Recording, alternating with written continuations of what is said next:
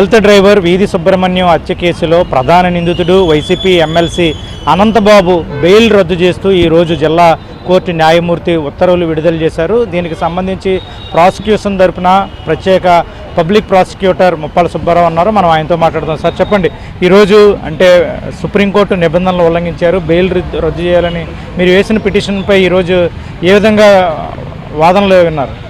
డ్రైవర్గా ఉన్నటువంటి వీధి సుబ్రహ్మణ్యాన్ని అనంతబాబు అతని దగ్గర మానేశారని, ఇతర కారణాల వలన అతనికి అతి కిరాతకంగా హత్య చేసి 31 గాయాలు 3 అంతర్గత గాయాలతో ఆయన ఇంటి దగ్గర దింపేసి కుటుంబ సభ్యులను ఫిర్యాదు ఇవ్వద్దని చెప్పేసి 2 లక్షలు ఇస్తామని చెప్పేసి, లేకపోతే మిగతా వాళ్ళంతా చూస్తామని బెదిరించడం జరిగింది.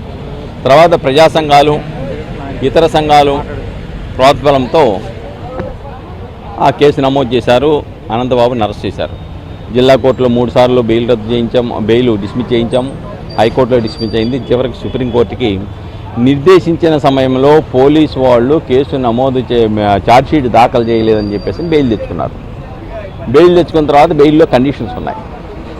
దాంట్లో కండిషన్స్ ఏంటంటే సాక్షులను ప్రభావితం చేయకూడదు, సాక్షులను బెదిరించకూడదు, సాక్షులను ప్రలోభ పెట్టకూడదు.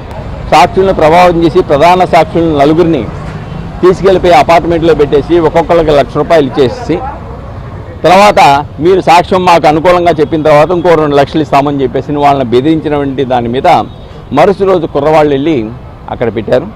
పెట్టిన తర్వాత పోలీసు వాళ్ళకి ఆ ₹4 లక్షల హ్యాండ్ ఓవర్ చేశారు. చేసి ఇదిగో మమ్మల్ని ఈ విధంగా బెదిరించారన్న దాని మీద కేసు కట్టారు. దాంట్లో ఎక్స్ట్రాక్షన్ కట్టారు, SC/ST కేసులు కూడా ఉన్నాయి. తర్వాత ఆయన ఏదైతే సాక్షులను బెదిరించిన కేసులో రిమాండ్లో ఉన్నాడు కదా, దాని మీద 15వ తారీఖు చెప్తాను, దాంట్లో బెయిల్ ఇవ్వాలా లేదా అని చెప్పింది. ఈ నెల 20వ తారీఖు నుంచి 26వ తారీఖు వరకు 12